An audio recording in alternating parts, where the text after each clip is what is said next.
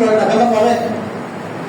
একটা ছেলে বলে, আল্লাহ এই ব্যক্তি করে কি আমার এই ক্লাস দাও, অথচ একটা অক্ষর লেখা বলা যায় না, কেনা বোর্ড করে বলতে হবে রাতটা দেয় প্রায় 10-11 পর্যন্ত বাইরে থাকে, সকালে 12টা পর্যন্ত ঘুমায়।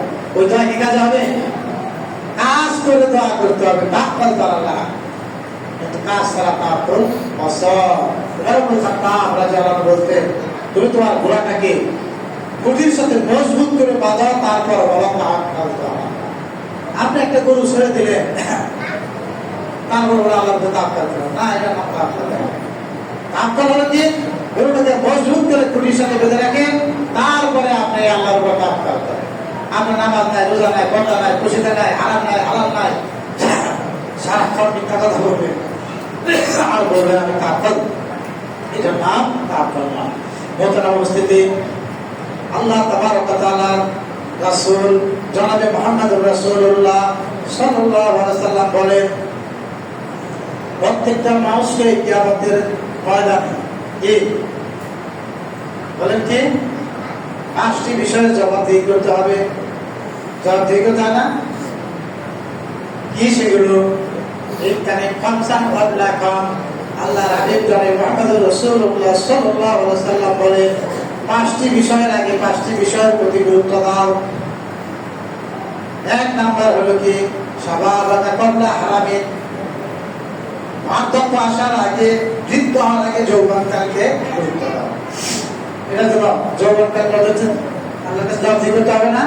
হাদিসে আসছে না, লা তাজুরু কবদা মিন হাত্তা ইসলাম খাম। একজন মানুষ হাসরের ময়দানে 5টি বিষয়ের উত্তর না দেওয়া পর্যন্ত একটা পা সরাইতে পারবে না। তার মধ্যে একটা কি আনসাবাবি, যৌবনকাল কোন খাতে বাই করবে। ও আমার ভাই, আল্লাহ যখন আপনাকে জিজ্ঞেস করবেন, ও আব্দুল রাজ্জাক ব্যাপারে, আব্দুল করিম ব্যাপারে, তুমি যে সাহেব ব্যাপারে, তুমি যৌবনকাল কোথায় বাই করছো, উত্তর দাও। উত্তর দিলে সামনে যাইতে পারবো না, হলে সামনেও না পিছনেও না যাইতে পারবো না, আগে দাঁড়িয়ে থাকো। এখন আপনারা যারা উপস্থিত তারা দেখেন, এই যে তরুণ, এরা তো কত নিজের পাহাড়ের মতো শক্তিশালী মনে করে। এখন এই লোকটা দেখেন বৃদ্ধত্ব এসে গেছে, আমার বয়স হয়ে গেছে, এই বৃদ্ধ কালটা আর ওনার যৌবন কালটা দেখে সারাদিন কাজ করছে, বাড়ি কাটছে, ছেলে মেয়েদের জন্য ইনকাম করছে, আজকে কি পারে? আল্লাহ তাবারক ওয়া তাআলা যৌবনকালের ইবাদতে গুরুত্ব দিয়েছেন। আসমানের নিচে স্থান পাবেন তারাই ওই যুবক শাবুন নাশা ফি ইবাদাতিল্লাহ, যে যুবকটা যৌবনকালে আল্লাহর ইবাদত বেশি বেশি করছে। এই বৃদ্ধ বয়সে ইবাদত কম করলো আল্লাহ কিছু বলবে না, কারণ আল্লাহ জানে হাত চলে না, পাও চলে না, চোখে দেখে না, কানে শোনে না, এইখানে খালি আল্লাহ করলেই চলবো। কিন্তু এই যৌবনকালে যদি ইবাদত না কইরা এখন বাধ্যতা এসে আমি তওবা করি, আর তওবা করে আল্লাহ ক্ষমা করতে পারে। হয় অধিকাংশ মানুষ এই যে যুবক যারা, তারাই তো এই সমাজের মধ্যে আকাঙ্ক্ষা বেশি করে। এই জন্য আল্লাহ রাসূল বলেন, ক্বাবলা খামসিন শাবাবাকা ক্বাবলা হারামিন, বৃদ্ধিকাল আসার পূর্বে যৌবনকালের গুরুত্ব দিতে হবে। আমাদের শিক্ষকরা বলতেন, বিশ্ববিদ্যালয়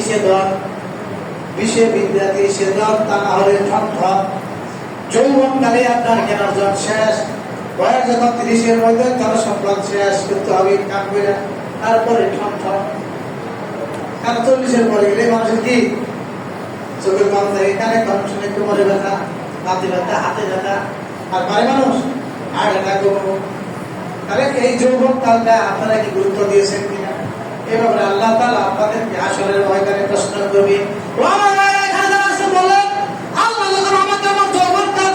প্রশ্ন করতে আমি উত্তর দিতে পারবো কিনা, আপনি পারবেন কিনা? যদি না পারেন তাহলে আজকে তওবা করে নিষ্পাপ হয়ে যেতে হবে। যদি তওবা না করেন একটি প্রশ্নের উত্তরও কিন্তু দিতে পারবেন না। 2 নম্বর, আল্লাহ রাসূল বলেন, অস্তিহাতাকা ক্বাবলা সাকামি, এই যে এখন আমি সুস্থ আছি, এই সুস্থটাকে গনিমতের মাল মনে করতে হবে, গুরুত্ব দিতে হবে। এমন একসময় অনেক মানুষ দেখেন অসুস্থ, ইচ্ছা করলে মসজিদে আসতে পারে না, ইচ্ছা করলে নিজের টাকা নিজে ইনকাম করতে পারে না, ইচ্ছা করলে নিজের ভাব জমে নিজে যেতে পারে না, ইচ্ছা করলে আর ঝগড়া করতে পারে না, অপদার্থ। আল্লাহ বলেন, আল্লাহ রাসূল বলেন যে কি